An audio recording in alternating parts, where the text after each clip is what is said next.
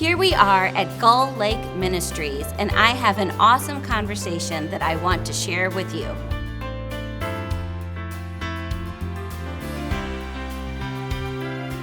So Rob and I and the kids have just had a fabulous week up here at Gull Lake Ministries. I have to admit that it's probably one of my favorite places on earth. And what has been really special about this week is that for the first time we are here with 4 generations. My parents are with us for the first time, and we have Lissy and Bond and Avi. So really, it's been such an amazing week of ministry. I think it was maybe the first day or second day in lunch. I was standing in line. I said hi to Andrew. He has a twin, so I get confused who I'm talking to. We'll get into that a little bit later. I said hi to Andrew, and he brought up that we first met Andrew's family when we first came to Gull Lake back in 2013. And that was our first experience as the Rienow family. I remember being pregnant with Rush, so just to put perspective where we were in our family life. And Andrew reminded me of just a fantastic memory of my first time here at Gull Lake. Do you want to? Yeah, so one night we were out there really, really late because we were 13, 14-year-old boys just ripping around with our bikes and scooters, as people do around here. And we start hearing a fire alarm. We're like, what in the world? Is there a fire or something? And I think you can kind of take over the story from here. I think when we were in line, my favorite part of that, we were in, I'm just enjoying our conversation in the lunch line, and Andrew says, so was it Ray who pulled the fire alarm that first year? And I was like, oh, you remember that. Oh, yes. Yeah. Yes, it was Ray, and he was 3. And I can still, in my mind's eye, remember, I think I was in a conversation, obviously, with a woman and just chatting. And over in the corner, I'm watching my 3-year-old head towards a fire alarm and see his hand go up to pull it. But, there's literally nothing I can do. And it was not a pretty sight, I remember, because this was in the dining hall where everybody had those sleeping rooms above the dining hall. So they all have to get up. I mean, let's just say Rob and I were shocked when our family was asked back to speak at Gull Lake Ministry after that. But it was even funnier that you brought that up, and then I'm like, I'm not the only one who remembers. Andrew remembers as well. But we were here then. Our debut would have been going into, I think, his sophomore year, and then, so Lissy, I can't even do all the math on the 8th grade, and then JD was probably maybe in your He was group. I think he's 1 year younger. Okay. Yes. Okay. Well, tell me a little bit more about what you said after, of course, reminding me of Ray's little mishap. Yes, about. Yeah, so I was a 7th grader at the time, and obviously that time is a time of severe insecurity for young boys especially, and a lot of young boys don't even know that that's what they're feeling or want to admit that. But I was there with my twin and my best friend Daniel Wilt as well, and us 3 kind of hung out. I was there with my family as well, but us 3 were the same age. We'd been best friends since the age of 6, and we were kind of just hanging out, doing our own thing, because we didn't really know other people our age here at camp. Mm-hmm. And we kind of were feeling insecure about that. And I remember very distinctly, we were at the Gaga ball pit, and this young man named RW comes over, and he's like, hey, you guys want to be friends? So we hit it off right away, and he continues to seek us out the rest of the week. And I remember very, very distinctly as well that he taught me how to jump. So this doesn't seem like a big thing right now, but I promise it plays into a little bit of my story later. I was over playing basketball, and I was horrible. But RW was a good basketball player. He was a really good basketball player, actually. And I remember he's like, man, you have potential to jump really high. We're going to get you touching the backboard by the end of the week. And I'm like, I can't jump. So he taught me how to jump, which... That's amazing. Yeah. I didn't even hear that part of the story. That's so cool. And I can share a little bit more about that. So he taught me how to jump, and then later, that helped me pay for school because I was able to do track and field and high jump. That is awesome. Now I coach as well, and I think that's a huge ministry opportunity for me to not only get my education, but then use that to coach and teach others as well. Awesome. Andrew, when he told me, the reason why I wanted to have this conversation, because Andrew told me just a little of that. I didn't hear about the jumping part until now. But we talk so much at VFM about being a lighthouse family.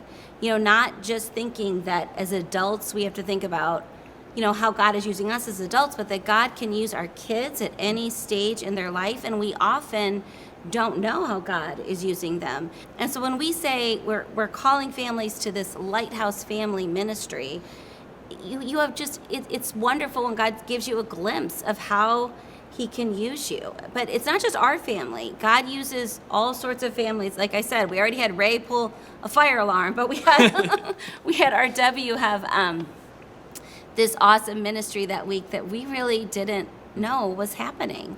Yeah. Andrew, tell me a little bit more about you and your family, because I've had a chance to talk to your parents, and I remember actually your dad from that first week we met, because just to show you how the generations minister to one another. Yeah. RW, of course, was going in sophomore. He was my oldest. He was interested in engineering, and at the time I was thinking, my brother had gone to University of Illinois, like a big secular school for engineering, and I met your dad who had gone to Cedarville, and I found out, hey, Christian schools do have engineering, and that was a conversation that really stuck with me and kind of helped in guiding RW when we were in that age of looking for colleges.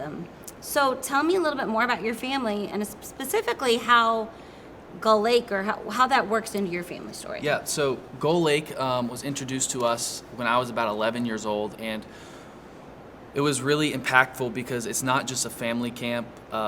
Some family camps, like the kids go off and do their own thing the entire time, and the adults do their own thing the entire time. But this was like they said, a multi-generational experience where we can go back at housing at night and we can talk about the same things because we all experienced it. Right. And it builds this sense of faith community even within our family, of experiences that we've gotten to share, and laughs and fun and fire alarms pulled and all those things that we can reflect on in years to come. And it really sets a tone for our family when we come back home, that this is stuff we can talk about. We can talk about our faith, and we can share those things with each other. And coming out of that summer was a really big flip in the way that my parents parented us. There was a couple of different things. I'll call them kingdom touches, ways in which God is individually pulling us with the Spirit or other people, or however he chooses to do this, kingdom touches. So the Rienow family, they were a kingdom touch in 2013.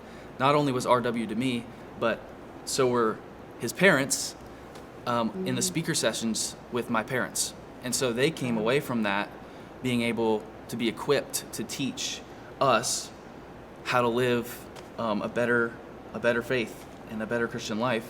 Wow. And it was just such a great year for us. And I really think that God flipped a switch in my parents' marriage and lives, specifically around that 2012, 2013, through a multitude of events. Mm-hmm. But one of those events was Gull Lake Family Camp with your family. Wow.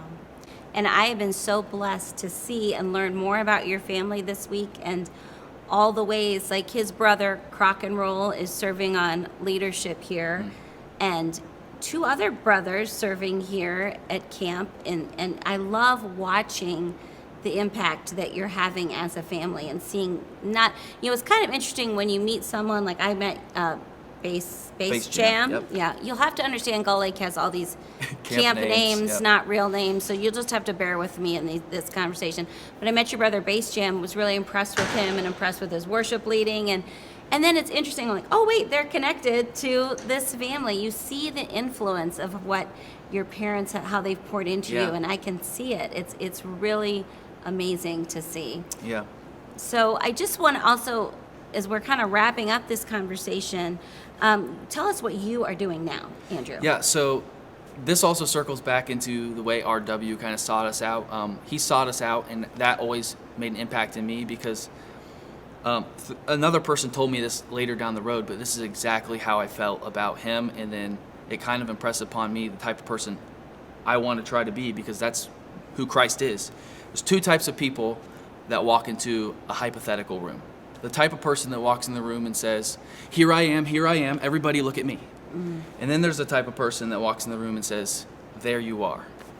I love that. And that's the type of person RW was. That's the type of person Jesus Christ was. Mm-hmm. And that's the type of person that I would like to be through the Spirit's power. And so because of that, my senior year of high school, I'm picking my major. I'm trying to figure out what I want to do. And I'm like, man, I want to make a lot of money because that's what the world says is right. But then all these kingdom touches that I talked about in the past kept reminding me, like, there's something more impactful. There's something more fulfilling than just money. And so I started praying about it. And I wanted to be in a position, in a type of a role that I could make these kind of kingdom touches and be like, there you are, there you are, there you are. And so as I prayed about it, God kind of led me to work with the 5th grade group of individuals at my school, my senior year. I had 3 study halls in a row, and I started doing that, and God kind of made it very evident that I was to be a middle school teacher. Wow. And so I'm living my dream. I'm being a middle school teacher currently until God calls me to do something else, and it's a dream come true. It's awesome. I love it. Andrew, there's so many things that you've been saying in this conversation that I'm going to take away that have been meaningful to me. And I just want to encourage you that we talked about this in the session, but you are in the front lines in that ministry right now. I mean, to be in the thick of dealing with middle schoolers with everything they are facing in this culture. Yeah.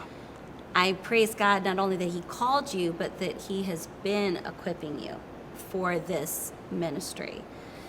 So I want to, first of all, thank you so much for taking this time, especially at Family Week, to do this interview with me. It's not only blessed me, but it's going to bless a lot of people who listen. And I'm going to take that phrase you used, kingdom touches. Like, I love that. And to just encourage all of you watching this that in Visionary Family Ministries, we are always promoting multi-generational teaching, multi-generational events. We see the value of these family camps. We see the value of multi-generational ministry. And another phrase you used, you said God flipped a switch. And you just never know when God's going to do that, right? And it's amazing to see that kind of transformation and how that has an effect not just for an individual, but it can affect not only your current family, but a family for generations to come. So thanks so much for being with us today. Thank you, Andrew. Thank you, your whole family. It's been so fun to be here with you guys. And I appreciate you telling your story with us today. Thank you guys. Thank you.